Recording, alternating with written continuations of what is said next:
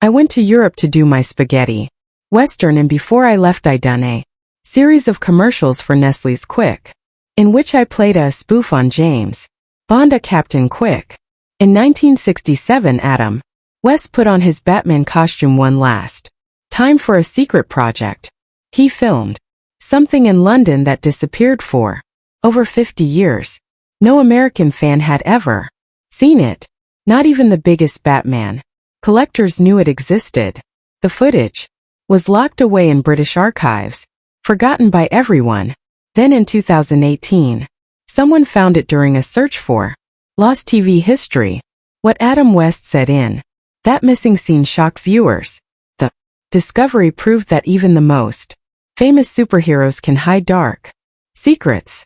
In 1964, Ed Graham Productions picked up the rights to develop a Batman TV series. The idea was to make a straightforward Saturday morning adventure, something in the style of the Adventures of Superman that CBS had aired for children back in the 1950s. The plan was to cast Mike Henry, an NFL linebacker who later became Tarzan, as the first live-action Batman on television. By 1965, CBS was close to signing the deal, but weeks of talk stalled. The network never picked up the show.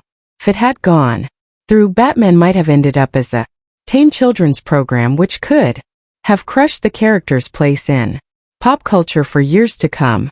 Henry soon left the project to play Tarzan, and the whole plan collapsed just before filming was set to begin. That failure meant the world never saw a Saturday morning Batman, but it also cleared the way for the primetime version that later took the world by storm. That same year, something unexpected happened at Hugh Hefner's Playboy Mansion in Chicago. Hefner decided to screen all 15 episodes of the old 1943 Batman serial. The gathering was filled with celebrities and socialites. First, it looked like nothing more than a nostalgic party, but it set off a cultural reaction that no one had predicted. Guests dressed up, shouted at the screen, booed the villain, and cheered during the action. The New York Times and other outlets covered the screenings, noting the wild atmosphere. Suddenly, Hollywood executives began to see Batman in a new light. The old serial, once forgotten, had become trendy again. Hefner's party showed that people were willing to embrace Batman's over-the-top style as entertainment. Without that event, the character might have stayed locked away in dusty film reels. In 1965, Columbia Pictures took advantage of the buzz and recut the 1943 serial into a single 4.5-hour film called An Evening with Batman and Robin. It premiered at the Playboy Theater in Chicago and quickly spread to artist cinemas in college towns. Crowds poured in, with theaters selling out midnight showings and concessions, hitting record sales.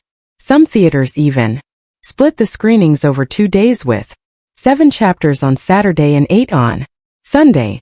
Reports described lines stretching around the block, with fans showing up in costume.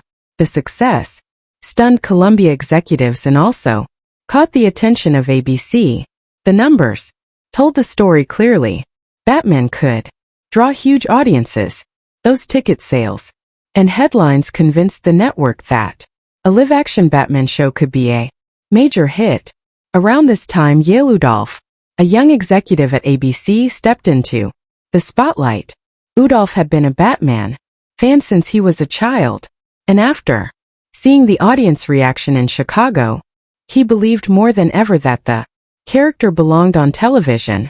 He began pushing the idea at every meeting, even shouting, "We ought to do Batman," at his bosses. First they laughed him off, but Udolph refused to stop. He wrote a full proposal for a stylish series that mixed elements from James Bond and the Man from UNLE. His persistence became legendary. Some ABC executives even admitted they started reading Batman comics in secret, hiding them inside business magazines on cross-country flights. In the end, Udolph's determination played a key role in convincing ABC to take the gamble. When William Dozier was hired as the producer in 1966, he admitted something surprising. He had never read a comic book before. When he finally picked up a few Batman issues for research, he found them so strange that he decided the material couldn't be taken seriously at all. Gadgets like shark-repellent bat spray and storylines about Batman surfing against the Joker convinced him that the only way forward was comedy. Rather than copying the comics directly, he chose to make the show a campy parody. It was a bold choice at a time when American culture was already filled with satire. From Andy Warhol's art to Lichtenstein's comic-inspired paintings, the result was unlike anything on television. Bright costumes, exaggerated villains, and words like pow and bam flashing across the screen defined the style. Dozier's approach worked. When Batman premiered in January 1966, it became an instant sensation. Not everyone supported Dozier's vision. The famous espionage novelist Eric Amler had originally been hired to write a feature-length Batman movie to launch the series. But as soon as he learned that Dozier planned to turn the character into a pop art comedy, he walked away from the project. Known for serious thrillers, Amler wanted nothing to do with satire. His sudden exit showed just how unusual Dozier's idea was. Hollywood rarely saw a writer abandon such a big assignment simply because he disagreed with the direction. Casting was another turning point. In 1965, two full-screen tests were filmed. One featured Adam West and Burt Ward. The other starred Lyle Wagner as Batman and Peter Diel as Robin. Wagner was the safer choice. He was already known in Hollywood and had the look executives expected. West, however, was almost unknown. When the test footage was compared side by side, it was West and Ward who captured the quirky, campy energy Dozier wanted.